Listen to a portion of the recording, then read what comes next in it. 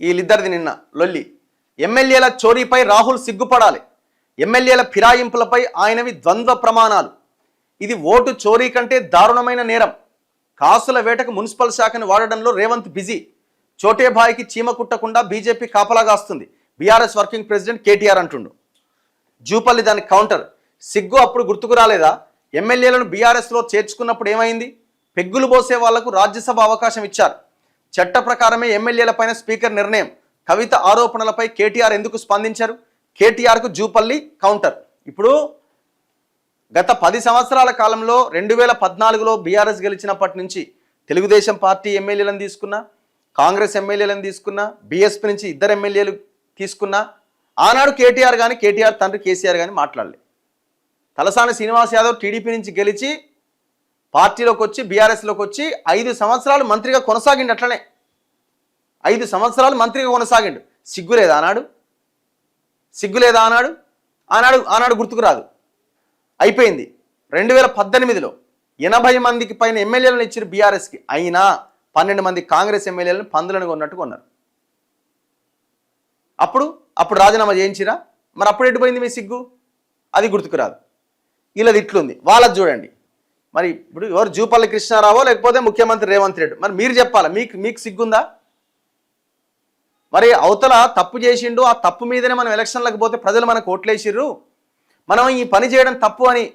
మరి అవతల ఉన్న 10 మంది ఎమ్మెల్యేలు బీఆర్ఎస్ నుంచి గెలిచిర్రు, మనం ఎందుకు తీసుకోవాలి ఆ 10 మందిని? వాళ్ళు తప్పుడు పని చేసిర్రు, మనం ఎందుకు తప్పుడు పని చేయాలనే సిగ్గు మరి మీకెందుకు లేదు? మళ్ళీ ఇప్పుడు దేవుని కండువా, కాంగ్రెస్ కండువా కాదు అది, లేకపోతే ఇంకేం కండువా అది, జాతీయ జెండా. నాకు నిన్నెవరో చెప్తున్నారు, అయితే జాతీయ జెండానన్నా మార్చండి, లేకపోతే కాంగ్రెస్ జెండానైనా మార్చండి. ఎందుకంటే ఇది చాలా అవమానకరం. ఇది కాంగ్రెస్ కండువా మెడలో కప్పుకొని ఇది జాతీయ జెండా అని చెప్తున్నారంటే ఎంత దేశాన్ని అవమానించినట్టు. అందుకే నేను డిమాండ్ చేస్తున్నది ఏంటంటే, అయితే కాంగ్రెస్ కండువానైనా మార్చండి, లేదంటే జాతీయ జెండానైనా మార్చండి. మరి ఏం చేయాలి? మరి ఇంత నీచంగా మీ కండువా కప్పుకొని ఇది కాంగ్రెస్ కండువా కాదు ఇది జాతీయ జెండా అని మాట్లాడుతున్న ఈ దుర్మార్గులని ఏమనాల? వీళ్ళకి సిగ్గు లేదు, వాళ్ళకి సిగ్గు లేదు, ఇద్దరికి సిగ్గు లేదు. ఇద్దరికి సిగ్గు లేకుండా రోడ్ల మీదకి వచ్చి బట్టలు ఇప్పుకొని నిలబడి మాట్లాడుతున్నారు. నువ్వు చేయలేదా, నువ్వు చేయలేదా, నువ్వు చేయలేదా, నువ్వు చేయలేదా అని. 10 మంది ఎమ్మెల్యేలు నిస్సిగ్గుగా పార్టీ మారి ముఖ్యమంత్రి రేవంత్ రెడ్డి కండువా కప్పిన తర్వాత ఇంకా మేము పార్టీ మారలేదని చెప్పడం ఏంది? అఫిడవిట్లు వేయడం ఏంది? స్పీకర్కు నోటీసులకి రెస్పాండ్ అవ్వడం ఏంది? అసలు వీళ్ళకి అసలే లేదు, వాళ్ళకి అసలే లేదు. వీళ్ళు ఇద్దరు మళ్ళీ ప్రెస్ మీట్లు పెట్టి నువ్వంటే నువ్వని మాట్లాడుకుంటున్నారు.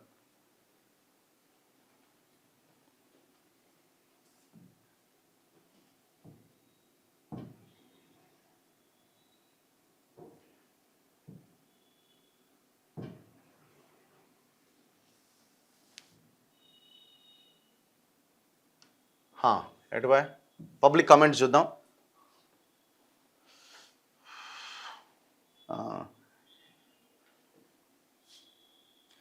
గ్రూప్ 1 ఏంది?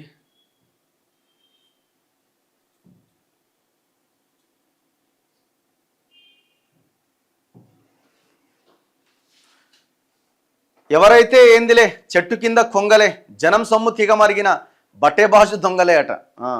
బాగుంది లైన్. ఎవరైతే ఏందిలే చెట్టు మీద కొంగలే, జనం సొమ్ము తినమరిగిన బట్టెబాజు దొంగలే. మరి మనం ఏం చేయాలి దానికి? మనం ఏ లైన్ తీసుకోవాలా? మనమైనా మార్పు కోసం ప్రయత్నం చేస్తున్నామా? అదే దొంగల దగ్గర నుంచి వచ్చిన డబ్బు మనకెట్లొస్తుంది ఎలక్షన్ల సమయంలో మనం ఆలోచిస్తున్నాం. అందుకే మార్పు రావాల్సింది ప్రజల్లోనే, మార్పు లీడర్లో రాదు. వాడు మారాలి అనుకోవడం పొరపాటు. మనం మన లైన్లోకి, మన ఎజెండాలోకి మనం తీసుకురావాలి.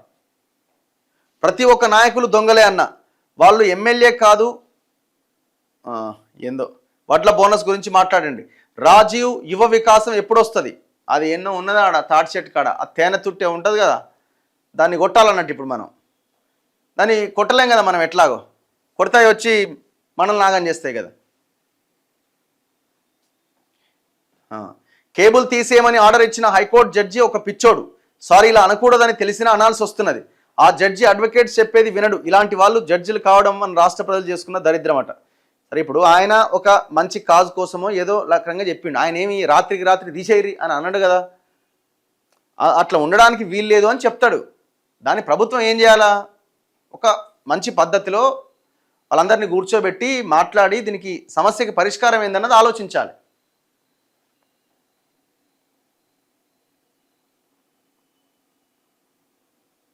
$500 సిలిండర్ వస్తలేదట. శ్మశానం ముందు ముగ్గుండదట. రాజకీయ నాయకుడికి సిగ్గుండదట. ఇదే ఎక్కడి నుంచి నేర్చుకున్నారు బ్రదర్? పాతయేనా ఇవి? కొత్తగా రాస్తున్నారా? రఘు అన్న బీఆర్ఎస్ ఛానల్కి ఇంకా సిగ్గు రాదా? మీ మీద పడి ఏడుస్తున్నారు. ఏడవనియండి, పబ్లిసిటీ ఫ్రీ పబ్లిసిటీ చేస్తున్నారు, చేసుకొనివ్వండి.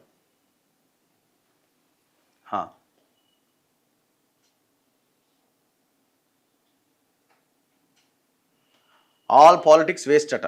అన్న మీరు చాలా బాగా మాట్లాడుతున్నారు. ఈ టీఆర్ఎస్ వాళ్ళకి సిగ్గు లేకుండా కేటీఆర్ మాట్లాడుతున్నాడు. వాళ్ళు చేస్తే సంసారం, వీళ్ళు చేస్తే వ్యభిచారంలా కనిపిస్తుంది. ఇప్పుడు అందరిది అట్లే ఉంది కదా బ్రదర్. బీఆర్ఎస్ వాళ్ళు చేసిర్రు, మరి వీళ్ళకన్నా సిగ్గుండాలి కదా మనం చేయొద్దని. ఇప్పుడు దాన్ని ఎజెండా చేసుకుని ఎలక్షన్లో గెలిచిరు కదా. 12 మంది ఎమ్మెల్యేలను కేసీఆర్ తీసుకున్నారు అన్నది పెద్ద అంశం, అది ఎలక్షన్ ముందు. మరి దాన్ని పక్కన పెట్టి మీరు అదే పని చేస్తే ఎట్లా? పోనీ మీకైనా బలం తక్కువ ఉన్నదా? కావలసినంత ఎమ్మెల్యేలు ఉన్నారు కదా. ఒకవేళ ప్రభుత్వాన్ని ఎవడన్నా ఊలగొట్టే ప్రయత్నం చేస్తే ప్రజలే చూసుకుంటారు కదా మీరు మంచి పరిపాలన చేస్తే. తెలంగాణ సాంస్కృతిక సారథి కళాకారులకు జీతాలు ఇస్తలేరట. తెలంగాణ సాంస్కృతిక సారథి కళాకారులకు జీతాలు ఇవ్వడం లేదన్న గారు మాట్లాడండి. వీళ్ళంతా రోజు ఐటీసీ కోహినూరు హోటల్లో కలుస్తారు, అంతా ఒకటే దగ్గర ఉంటారు. వీళ్ళంతా ప్రెస్ మీట్ల వరకే వాళ్ళు వేరే రకంగా ఉంటారు. ఈసారి కొత్త ప్రభుత్వం ఏర్పడుతుంది అంటారా? ప్రజలను అడగాలి. అది ప్రజలను అడిగితే వాళ్ళే చెప్పాల.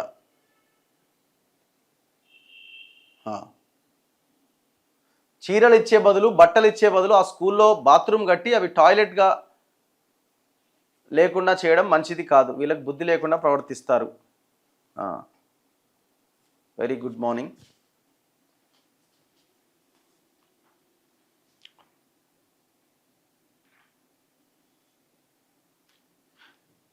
లేడీస్కి 2500 ఎప్పుడట? వస్తుంది త్వరలో వస్తుంది. అది మనం పెట్టుకోవాలన్నట్టు. ఎప్పుడు వస్తుంది అంటే త్వరలో వస్తుంది.